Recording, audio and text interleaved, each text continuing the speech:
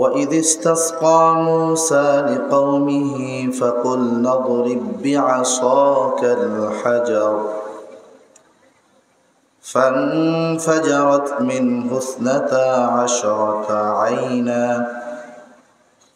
قد علم كل أناس مشربهم كلوا واشربوا من رزق الله ولا تعثوا في الأرض مفسدين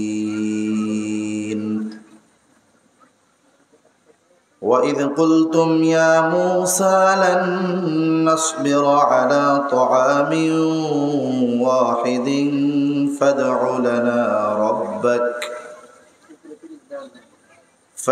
لنا ربك يخرج لنا مما تنبت الأرض من بقلها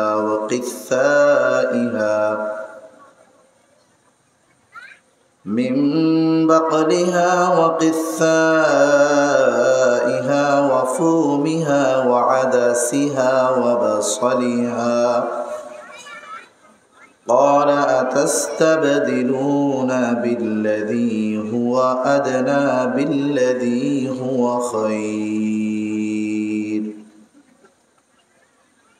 اهبطوا مصرا فإن لكم ما سألتم وضربت عليهم الذلة والمسكنة وباءوا بغضب من الله ذلك بأنهم كانوا يكفرون بآيات الله ويقتلون النبيين بغير الحق ذلك بما عصوا وكانوا يعتدون صدق الله العلي العظيم اللهم صل على محمد وعلى آل محمد كما صليت على إبراهيم وعلى آل إبراهيم إنك حميد مجيد اللهم بارك على محمد وعلى آل محمد كما باركت على إبراهيم وعلى آل إبراهيم إنك حميد مجيد الحمد لله ঐতিহ্যবাহী রাজশাহী জেলার অন্তর্গত বাগমারা থানাধীন কাতিলা সরকারি প্রাথমিক বিদ্যালয় মাঠে 2 দিনব্যাপী সর্বস্তরের মুসলমানদের উদ্যোগে 13তম বার্ষিক ঐতিহাসিক তাফসীরুল কোরআন মাহফিল। 2 দিনব্যাপী এই ঐতিহাসিক তাফসীরুল কোরআন মাহফিলের সমাপনী দিবসের সম্মানিত শ্রদ্ধেয় সভাপতি জনাব মাওলানা মোহাম্মদ মুজাহিদ খান সাহেব, মুহতামিম আত্রাই মদিনাতুল উলুম নুরানি স্কুল অ্যান্ড মাদ্রাসা, সহসভাপতি জনাব মোহাম্মদ লুৎফর রহমান খান, সভাপতি অত্র মাহফিল কমিটি, সম্মানিত উলামায়ে কেরাম, সামনে উপস্থিত মুরব্বিয়ানে কেরাম, সমবয়সী যুবক বন্ধু, স্নেহের ছোট ভাই, পর্দার অন্তরালে অবস্থানরতা সম্মানিতা শ্রদ্ধা মা ও বোন, দয়াময় আল্লাহ রাব্বুল আলামিনের দরবারে অগণিত শুকর যে মহান মালিক আমাদের হায়াতে বরকত দিয়ে সুস্থ রেখে একেবারে প্রতিকূল এক আবহাওয়ার ভিতরে হাজারো মানুষের মধ্য থেকে যাচাই বাছাই করে হাদিসের ভাষায় জান্নাতের বাগানে আসার বসার কিছু কথা বলবার এবং শ্রবণ করবার সুযোগ যে মহান মানিব দান করেছেন, সে মহান মানিবকে খুশি করার জন্য মোহাব্বতের সাথে জবান খুলে অন্তর থেকে আমরা একবার কালিমাতুশ শুকর পাঠ করি, আলহামদুলিল্লাহ। আলহামদুলিল্লাহ। অগণিত দুরূদ ও সালাম সৈয়দুল আম্বিয়া, আশরাফুল আম্বিয়া, খাতামুল আম্বিয়া, ইমামুল মুরসালিন, রহমাতুল লিল আলামিন মুহাম্মাদুর রাসূলুল্লাহ সাল্লাল্লাহু আলাইহি ওয়াসাল্লামের উপর। আসলে প্রতিকূল আবহাওয়ার মধ্যে এই আয়োজন না হওয়ার মতোই অবস্থা ছিল। এরপরেও মাহফিল কমিটির সুযোগ্য সভাপতি এবং কমিটিতে যারা আছেন, আয়োজকবৃন্দ যারা আছেন, তাদের দৃঢ় প্রত্যয়ের কারণে এই আয়োজন আল্লাহ তাআলার তৌফিকে হচ্ছে। এটা ওনাদেরকে কৃতজ্ঞতা জানাতে আমরা কার্পণ্যবোধ করব না, কারণ স্বাভাবিকভাবে এই পরিস্থিতিতে এই প্রোগ্রাম হওয়া খুব কঠিন একটি বিষয় ছিল।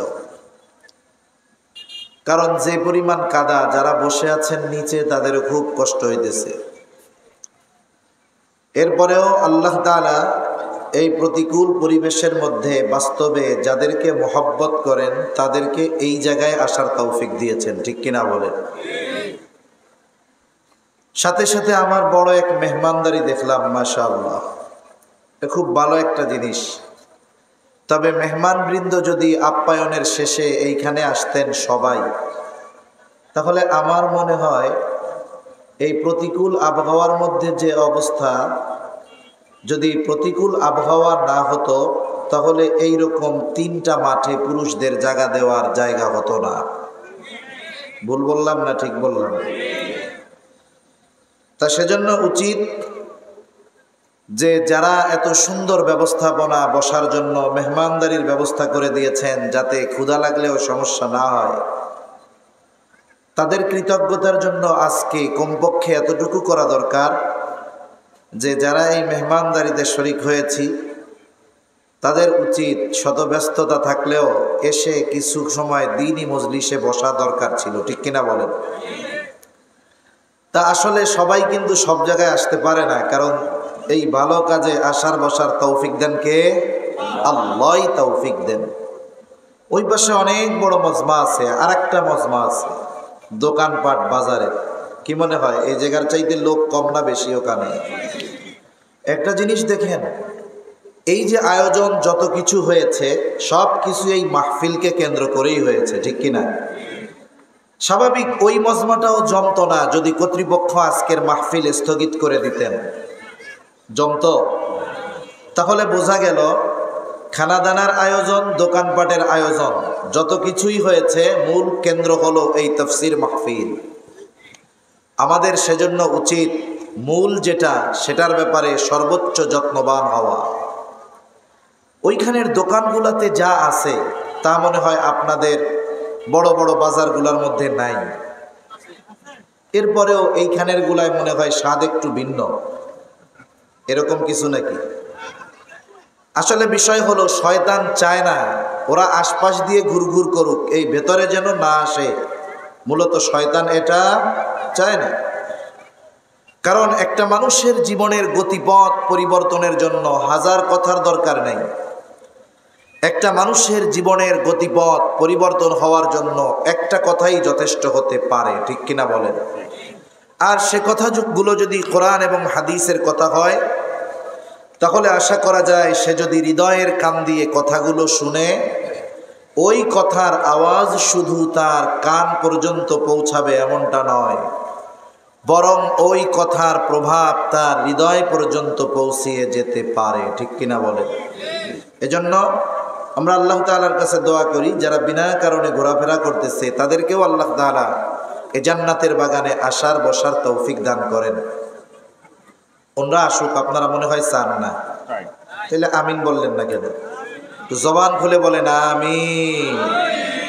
শুনেন, কারো ব্যাপারে যদি ভালো দোয়া করা হয়, কেউ যদি কারো জন্য কল্যাণের দোয়া করে, আমি আপনার জন্য কল্যাণের দোয়া করলাম, আমার দোয়া ওই ব্যক্তির জন্য কবুল হতেও পারে নাও পারে, কিন্তু আমি যখন একজন মানুষের জন্য কল্যাণের দোয়া করব, যেই দোয়াটা করব ফেরেশতা আল্লাহ তাআলার কাছে আমার জন্য সেই দোয়াটা করবে। তাহলে আমার দোয়া কবুল হওয়ার ব্যাপারে সন্দেহ আছে, ফেরেশতার দোয়া কবুল হওয়ার ব্যাপারে সন্দেহ আছে নাকি? সেজন্য মানুষের কল্যাণকামী হওয়া এক মুসলমানের উপরে অপর মুসলমানের অন্যতম একটি হক, যে তার উপস্থিত অনুপস্থিত সর্বাবস্থায় অপর মুসলমানের জন্য কল্যাণ কামনা করা, এটা এক মুসলমানের উপরে অপর মুসলমানের হক। তা সম্মানিত উপস্থিতি, যেহেতু একটি আলোচ্য বিষয় বা নির্দিষ্ট কিছু আয়াতের আলোকে আমি আপনাদের খেদমতে কথা বলবো, সেটা হলো পবিত্র কোরআনুল কারীমের সর্ববৃহৎ সূরা সূরাতুল বাকারা। এই সূরা বাকারার সপ্তম রুকু তথা 61, 60 এবং 61 নম্বর আয়াত আমাকে আপনাদের সামনে আলোচনা করার জন্য বলা হয়েছে। সূরাতুল বাকারা অর্থ গাভী। এই সূরা কোরআনুল কারীমের সর্ববৃহৎ সূরা। এই সূরার মধ্যে বনী ইসরাঈলীদের ব্যাপারে সবচাইতে বেশি আলোচনা এসেছে। আল্লাহ তাআলা সূরা বাকারার মধ্যে বনী ইসরাঈলীদেরকে প্রদত্ত 40টার উপরে নেয়ামতের কথা এই সূরার মধ্যে আল্লাহ তাআলা বর্ণনা করেছেন। কয়টা নেয়ামত? প্রায় 40টা নেয়ামতের কথা আল্লাহ তাআলা বর্ণনা করেছেন। কিন্তু বাস্তবতা হলো, এইরকম দামি দামি নেয়ামত পাবার পরেও এই জাতি এতটা অকৃতজ্ঞ ছিল, আল্লাহ তাআলার পক্ষ থেকে নেয়ামত পাবার পরেও এরা কৃতজ্ঞ হয় নাই, শুকরগুজার হয় নাই, বরং সব সময় তাদের কথা এবং কর্মের মাধ্যমে অকৃতজ্ঞতা প্রকাশ পাইত। আসলে প্রত্যেকটা রুকুর সাথে আগের রুকুর সম্পৃক্ততা থাকে, একটা যোগসূত্র থাকে। প্রত্যেকটা আয়াতের সাথে আগের আয়াতের সাথে একটা যোগসূত্র থাকে। আমাকে যে আয়াতগুলো দেওয়া হয়েছে এর মধ্যে আল্লাহ সুবহানাহু ওয়া তাআলা বনী ইসরাঈলীদেরকে প্রদত্ত কয়েকটা নেয়ামত এবং তাদের অকৃতজ্ঞতা সুলভ আচরণের কথা আল্লাহ তাআলা উল্লেখ করেছেন। এই কথাগুলো সহজে বুঝতে হলে অল্প সময়ের মধ্যে আমরা যদি বনী ইসরাঈলীদের এই নেয়ামতগুলো পাওয়ার আগের অবস্থাটা একটু দেখতে পারি, আলোচনা করতে পারি, তাহলে তাদের পরবর্তী অবস্থাটা বুঝতে আমাদের জন্য সহজ হবে ইনশাআল্লাহ। বনী ইসরাঈলীরা কার বংশধর? ইব্রাহিম আলাইহিস সালাতু ওয়াস সালামের দুইজন সন্তান ছিল। একজন হলো ইসমাঈল আলাইহিস সালাম, আর একজন হলো ইসহাক আলাইহিস সালাম। ইসহাক আলাইহিস সালাতু ওয়াস সালামের ইসমাঈল আলাইহিস সালাতু ওয়াস সালামের পরে বনু ইসমাঈলে আর কোনো নবী আল্লাহ তাআলা পাঠান নাই। একেবারে সর্বশেষ নবী মুহাম্মাদুর রাসূলুল্লাহ সাল্লাল্লাহু আলাইহি ওয়াসাল্লাম। ইব্রাহিম আলাইহিস সালামের আরেক ছেলে ইসহাক আলাইহিস সালাম। ইসহাক আলাইহিস সালামের ছেলের নাম ইয়াকুব আলাইহিস সালাম। ইয়াকুব আলাইহিস সালামের আরেক নাম ছিল ইসরাঈল। কি নাম ছিল বলেন? তাহলে ইব্রাহিম আলাইহিস সালাম হলেন ইয়াকুব আলাইহিস সালামের দাদা। কি বলেন? বুঝেন নাই কথা? তাহলে ইয়াকুব আলাইহিস সালামের দাদার নাম কি? জোরে বলেন তো। ইব্রাহিম আলাইহিস সালাম। কথা কি বুঝতেছেন? আওয়াজ নেই তো, কথা বুঝেন? আচ্ছা, ইয়াকুব আলাইহিস সালামের আরেক নাম ছিল ইসরাঈল। ইসরাঈল আর ইয়াকুব একই ব্যক্তি। ইয়াকুব অথবা ইসরাঈল আলাইহিস সালামের সন্তান ছিল 12 জন। কয়জন? জোরে বলেন কয়জন? 12 জন। এই 12 জনের থেকেই বনি ইসরাঈলের মানে ইসরাঈলের সন্তানদের 12টা গোত্র প্রতিষ্ঠিত হয়েছে। তাহলে বনি ইসরাঈলের গোত্র কয়টা ছিল? শাখা কয়টা ছিল? কয়টা? 12টা। এই 12 গোত্রের মধ্যে সবচাইতে প্রসিদ্ধ লাভ করেছে, মুফাসসিরিনে কেরাম বলেন, এই 12 জনের মধ্যে একজন সন্তানের নাম ছিল ইহুদা অথবা ইহুজা। এই সন্তানের থেকেই প্রসিদ্ধ ইহুদি ধর্মের আবির্ভাব হয়েছে এবং এই পৃথিবীব্যাপী প্রসিদ্ধি লাভ করেছে। যেমন পৃথিবীতে দুইটি ধর্ম খুব প্রসিদ্ধ ইসলামের পরে, একটা হলো ইহুদি আর একটা হলো খ্রিস্টান। যদিও এরা ধর্মগত দিক দিয়ে পার্থক্য, কিন্তু এরা সব বনু ইসরাইলের বংশধর। ইসরাইল আলাইহিস সালাম তথা ইয়াকুব আলাইহিস সালামের বংশধর। এজন্য ইয়াকুব আলাইহিস সালাম থেকে নিয়ে ঈসা আলাইহিস সালাম পর্যন্ত সব নবী বনি ইসরাইলের নবী, হোক ইহুদি ধর্মের নবী হোক খ্রিস্টান ধর্মের নবী, এরা সকলে বনি ইসরাইলের নবী। নবীজি বলেন, ইয়াকুব আলাইহিস সালামের পর থেকে নিয়ে ঈসা আলাইহিস সালাম পর্যন্ত বনি ইসরাইল কখনো নবী শূন্য হয় নাই। একজন ইন্তেকাল করেছে তো আল্লাহ তাআলা আরেকজনকে নবুয়ত দিয়ে ওই জায়গাটা পরিপূর্ণ করেছেন। এই ইয়াকুব আলাইহিস সালাম এনার 12 জন সন্তানের মধ্যে একজন সন্তানের নাম ছিল হযরত ইউসুফ আলাইহিস সালাম। নাম শুনছেন? ইউসুফ আলাইহিস সালাম, যার নামে পবিত্র কোরআনুল কারীমে একটা সূরাও আছে। আল্লাহ সুবহানাহু ওয়া তাআলা ওইখানে ইউসুফ আলাইহিস সালামের সব কথা ঘটনা বর্ণনা করছেন। ইউসুফ আলাইহিস সালামের ঘটনা আপনাদের সবার জানা আছে। অন্যান্য ভাইরা তাকে কেউ হত্যা করতে চাইছে, আর একজন বলছে না, কুয়ার মধ্যে ফেলায়া দাও। তাকে কুয়ার মধ্যে ফেলে দেওয়া হয়েছে। এক সময় বণিক দল তাকে পেয়েছে। সুন্দর চেহারার বালক মিশরের বাজারে অনেক দামে মিশরের খাদ্যমন্ত্রীর কাছে বিক্রয় করা হয়েছে। ওই ঘরে দীর্ঘদিন অবস্থান করেছেন। জুলাইখা অপবাদ দিয়েছে, জেলে যাওয়া লাগছে। ওই দেশের বাদশা স্বপ্নে দেখছে। আর প্রত্যেকটা নবীকে আল্লাহ তাআলা স্বপ্নের ব্যাখ্যা করার যোগ্যতা দান করেন। ইউসুফ আলাইহিস সালাম জেলের মধ্যে ওই ব্যক্তির, ওই বাদশার স্বপ্নের ব্যাখ্যা বর্ণনা করেছেন।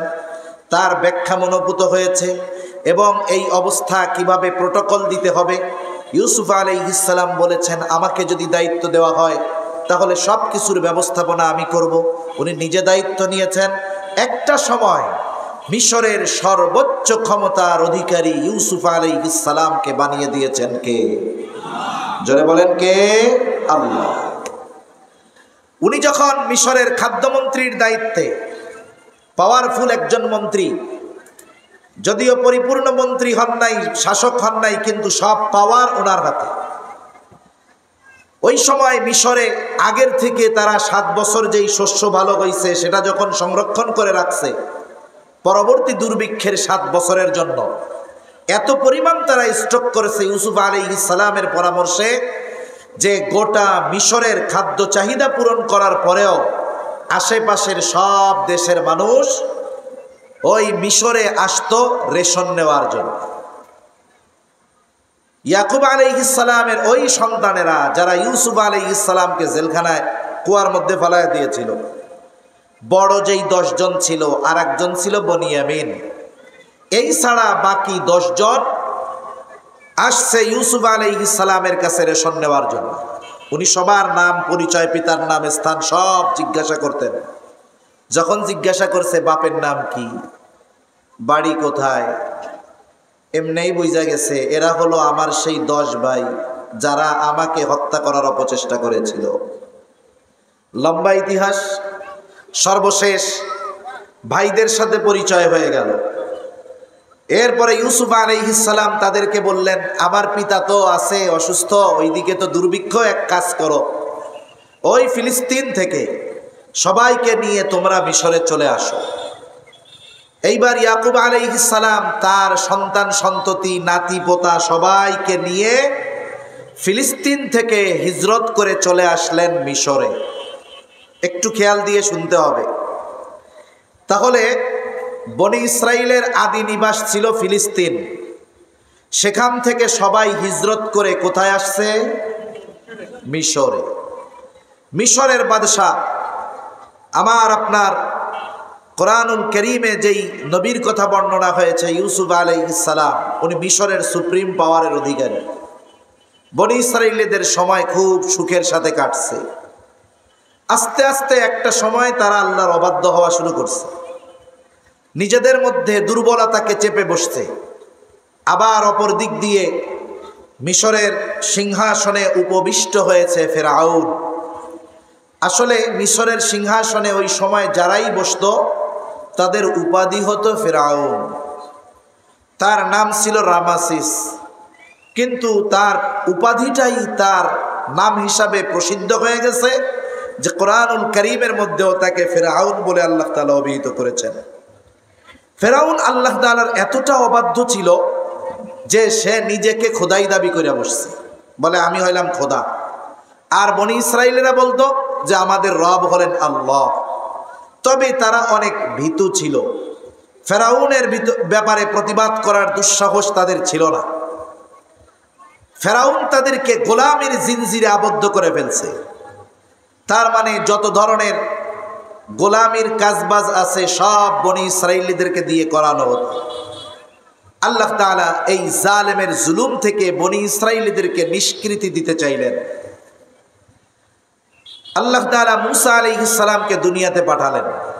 লম্বা ঘটনা বলা উদ্দেশ্য না, মূল পয়েন্টগুলো শুধু আমার বলা উদ্দেশ্য। মূসা আলাইহিস সালামকে বনি ইসরাইলীদের ত্রাণকর্তা হিসাবে আল্লাহ তাআলা পাঠালেন। আর মূসা আলাইহিস সালাম লালিত পালিত হলেন ফেরাউনেরই ঘরে। এক সময় ফেরাউনের গোষ্ঠীর এক লোকরে এক থাপ্পড় দিছে, তো ওইটা এক থাপ্পড়ে চিৎপটাং হয়ে গেছে। চিন্তা করলেন আমার উপরে তো কঠিন শাস্তি আসতে পারে, এই চিন্তা করে তিনি হিজরত করলেন, মাদিয়ান চলে গেলেন। ওখানে গিয়ে শুআইব আলাইহিস সালামের মেয়ের সাথে ওনার বিবাহ হলো। ওইখানে কিছুকাল অবস্থান করলেন। দীর্ঘকাল পরে স্ত্রী সহ ফিরে আসতেছেন। পথিমধ্যে স্ত্রী সন্তান সম্ভবা, তার প্রসব বেদনা উঠে গেছে। এখন প্রসব বেদনা উঠলে আগুন দরকার, সাথে তো আগুন নাই। মূসা আলাইহিস সালাম তখন তুরে সাইনা, তুর পর্বতের একেবারে কাছে। তিনি দেখতেছেন ওই যে দূরে আগুন দেখা যায়, আগুনের যত কাছে যাইতে যায় ওইটা তত দূরে সরে যায়। লম্বা ইতিহাস। এক সময় তিনি পবিত্র জমিনের মধ্যে প্রবেশ করলেন। আল্লাহ তাআলা বললেন জুতা খুলো, ফাখলা আলাইক ইন্নাকা বিল ওয়াদিল মুকদ্দাসি তুয়া। এখন তুমি জুতা খুলে ফেলো মূসা, তুমি এখন পবিত্র জমিনের মধ্যে প্রবেশ করেছো। ওইখানে আল্লাহ তাআলা মূসা আলাইহিস সালামকে নবুয়াত প্রদান করলেন এবং কিছু বিশেষ পাওয়ার ওনাকে দান করলেন। ওই যে একটা লাঠি ছিল ছাগল চড়ানোর জন্য, পাতা পাড়ার জন্য, আল্লাহ তাআলা এই লাঠিটাকে মূসা আলাইহিস সালামের মুআজিজা সমূহের একটা মুআজিজা হিসাবে প্রতিষ্ঠিত করলেন। লাঠিটা ছেড়ে দিলেই এটা বড় সাপ হয়ে যাইত, ধরলেই আবার লাঠি হয়ে যেত। মূসা আলাইহিস সালাম নবুয়াতির দায়িত্ব পেলেন, সাথে সাথে দোয়া করলেন, আল্লাহ আমার জবানে তো সমস্যা, আমার ভাই হারুন রেও আপনি আমার সাথী বানায় দেন। আল্লাহ তাআলা দুই ভাইকে নবুয়াত দিলেন এবং ফেরাউনের কাছে দাওয়াত দেওয়ার নির্দেশ দিলেন। মূল কথাগুলোই শুধু আমি বলতেছি। এইবার দুই ভাই মিলে ফেরাউনকে দাওয়াত দিতে গেছে। কার দাওয়াত? আল্লাহর একত্ববাদের দাওয়াত, আল্লাহর রুবুবিয়তের দাওয়াত দিতে গেছে। এপাশ দিয়ে ফেরাউন তো নিজেই কইয়া বসছে, আনা রব্বুকুমুল আ'লা, আমি হইলাম তোমাদের সবচাইতে বড় রব। এইবার দুই ভাই মিলে দাওয়াত দিতে গেছে, রবের দাওয়াত। ফেরাউন কি বলে? ক্বালা ফামার রব্বুকুমা ইয়া মূসা। ফেরাউন বলে, মূসা তোমাদের দুইজনের রব, সে আবার কোন রব? আমি তো বড় রব, আনা রব্বুকুমুল আ'লা। মূসা আলাইহিস সালাম জবাবে বললেন, রব্বুনাল্লাযী আ'তা কুল্লা শাইইন খালকাহু সুম্মা হাদা। তিনি হলেন আমাদের রব, যিনি সকল কিছু সৃষ্টি করেছেন। সব কিছু সৃষ্টি করেছেন কে? এটা মনে হয় সবাই জানে না। সৃষ্টি করছে কে? আরো জোরে বলেন কে? আল্লাহ। শুধুই যে আল্লাহ সৃষ্টি করেন তা নয়, যেটাই সৃষ্টি করেন, যেই বস্তুই সৃষ্টি করেন, যেই প্রাণ আল্লাহ সৃষ্টি করেন, তাকে হেদায়েত আল্লাহ তাআলা দিয়ে দেন। সেই কথাই মূসা আলাইহিস সালাম বলেন, রব্বুনাল্লাযী আ'তা কুল্লা শাইইন খালকাহু সুম্মা হাদা। তিনিই হলেন আমাদের রব, যিনি সব কিছু সৃষ্টি করেছেন। শুধু তাই না, সুম্মা হাদা, অতঃপর তিনি পথ প্রদর্শন করেছেন। সুবহানাল্লাহ বলেন। আল্লাহ তাআলা শুধু মানুষকেই পথ প্রদর্শন করেন তা নয়, পৃথিবীর যত সৃষ্টি আছে সব সৃষ্টির জন্য পথ আছে। আল্লাহ সব সৃষ্টিকে পথ তিনিই দেখিয়ে দেন। মনে করেন একটা মুরগি যখন ডিম পাড়ে, অনেকগুলো ডিম হওয়ার পরে আমাদের মা বোনেরা কি চিন্তা করে যে এইবারের ডিমগুলা থেকে বাচ্চা ফুটাবো। এই বাচ্চা ফোটানোর জন্য একটা মাটির পাত্রের ভিতরে সুন্দর মতো ডিমগুলোকে রাখে, আর মুরগিরও বুঝতে বাকি থাকে না। মুরগিও সুন্দর মতো ওই জায়গায় গিয়ে তা দেওয়া শুরু করে। ওম দেয়, কোনো এলাকায় বলে ওম, কোনো এলাকায় বলে তা দেয়, তা। এখন 21 দিন তা দেওয়ার পরে আল্লাহ তাআলা কুদরতিভাবে ওই ডিমের ভিতরে বাচ্চা সৃষ্টি করে দেয়। সুবহানাল্লাহ বলেন। এখন ওই বাচ্চার ডিম থেকে বের হতে হবে। বলেন তো, আমাদের কোনো মা বোন কি ওই ডিম ভেঙে বাচ্চাদেরকে বের করে? বের করে না। আবার আপনি যখন ডিম থেকে বের হওয়া বাচ্চা দেখবেন, ডিমটা ভালো মতো খেয়াল করে দেখবেন যে বাচ্চার শক্ত ঠোঁটের আঘাত একাধিক জায়গায় নাই, ও এক জায়গায় আঘাত করে, যেখানে আঘাত করলে ডিম ফেটে সে বের হতে পারবে। এখন বিষয় হলো, ওই ডিমের ভিতরে বাচ্চাকে কে শিখিয়ে দেয় যে তুমি এই জায়গায় যদি আঘাত করো ডিম ফেটে যাবে, তুমি বের হয়ে যেতে পারবে? দুনিয়ার কেউ তাকে এই পরামর্শ দেয় না, এই জ্ঞান তাকে কেউ দেয় না। যিনি দেন তিনি কে? আরো জোরে বলেন না, কে? আল্লাহ। সেজন্য আল্লাহ তাআলা শুধু সৃষ্টি করেন তা নয়, আল্লাহ রাব্বুল আলামিন ওই সৃষ্টিকে পথ প্রদর্শন করান। স্বাভাবিকভাবে একটা মানুষের পরিবর্তন হবে কি হবে না, এটা মূলত জানেন কে? আরো জোরে, কে? আল্লাহ। আল্লাহর নামে এত জোরে বলার লাগে কেন আপনাদের? আল্লাহর নামটা একটু গলা খুইলা কন। এখন যদি গলাটা ইজি হয়, কয় মাস পরে নির্বাচন হইলে স্লোগানটা তো ভালো দিবার পারবেন। আর যদি নেতার নাম গলা ফাটায় কইতে গিয়া যদি মইরা যান, যার মিছিলের যেই মার্কার পক্ষে বইলে যদি গলা ফাইটা মইরা যান, মরার পরে কোনো ফজিলত আছে? জোরে বলেন, আছে? কিন্তু যদি আল্লাহর নাম বলতে গিয়া কেউ স্টক করে, শেষ কথা আল্লাহ বের হইছে মুখ দিয়া, বুক ফেটে যায়, মইরা যায়, তার কি ক্ষতি আছে? তার শেষ শব্দটা জবান দিয়ে আসছে আল্লাহ। তাহলে চিন্তা করবেন, গলা ফাটাইয়া আল্লাহ বইলা যদি মইরাই যায়, তাহলে এর চাইতে সৌভাগ্যের আর কি আছে? এই জন্য আল্লাহর কথাটা একটু জোরে বললেন, বলা যাবে তো ইনশাআল্লাহ? আল্লাহ তৌফিক দান করুন। তাহলে হেদায়েতের মালিক আল্লাহ। তবে একটা খারাপ মানুষের কিছু অবস্থা পর্যবেক্ষণ করে বোঝা যায় যে এই মানুষটার নসিবে হেদায়েত আছে কি নাই। যেমন একটা মানুষ খুব খারাপ, পাপাচারে লিপ্ত, একজন ভালো আলেম বা বুজুর্গ বা মসজিদের ইমাম তাকে গিয়ে বলতেছে যে ভাই, আপনি যে এই যে সুদের কারবারি করেন, ঘুষ খান, হারাম খান, অন্যেরটা মেরে খান, এটা তো খুব খারাপ এক গুনাহ। কিয়ামতের দিন আল্লাহ তাআলা আপনার থেকে এইগুলার হক আদায় করে নিয়ে ছাড়বে, যাদের হক নষ্ট করতেছেন। সেই দিন আপনার সওয়াব না থাকলে তাদের গুনাহ নেওয়া লাগবে। আবার সুদ খাচ্ছেন, কত জঘন্য গুনাহ। ভাই, গুনাহগুলো একটু ছেড়ে দেন। ভালো কথা বলছে না? এই যে কথা বলার পরে খারাপ মানুষের মধ্যে দুই ধরনের প্রতিক্রিয়া পাওয়া যায়। এক ধরনের খারাপ মানুষকে যদি আপনি হেদায়েতের দাওয়াত দেন, দ্বীনের পথে চলার কথা বলেন, সে এই কথাগুলো শোনার পরে কমপক্ষে লজ্জিত হয়, বলে যে ঠিক আছে হুজুর, ইনশাআল্লাহ ছেড়ে দেওয়ার চেষ্টা করব, দোয়া করেন। আর এক ধরনের মানুষ, আপনি যদি তাকে গুনাহ ছাড়তে বলেন, সে নমনীয়তা প্রদর্শন করবে না, বরং সে অহংকার প্রদর্শন করে উল্টো যিনি দাওয়াত দিবেন তার উপরে অ্যাকশন নেওয়ার জন্য প্রস্তুত হয়ে যায়। ঠিক কিনা বলেন? এ সমাজে বহুত মানুষ আছে, এ দেশে বহুত মানুষ গেছে, আপনি তাকে ভালোর জন্য বলেছেন, উল্টা এই কথা বলে আপনার জান নিয়ে টানাটানি শুরু হয়ে গেছে। এমন লোক সমাজে আছে না নাই? মনে রাখবেন, যাকে ভালো কথার পরে সে অহংকার প্রদর্শন করে, আরো উদ্ধততা প্রদর্শন করে, এই ধরনের মানুষের হেদায়াত অধিকাংশ সময় অসম্ভব। কিন্তু যদি তার মধ্যে নমনীয়তার প্রদর্শন পাওয়া যায়, হেদায়াত আল্লাহ চাইলে সম্ভব। উপমা দিতে গেলে আমাকে অন্যদিকে চলে যেতে হবে।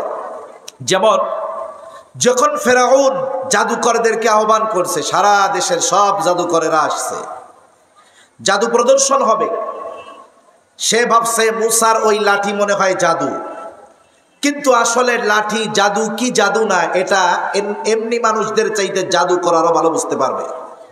এইবার মুসা আলাইহিস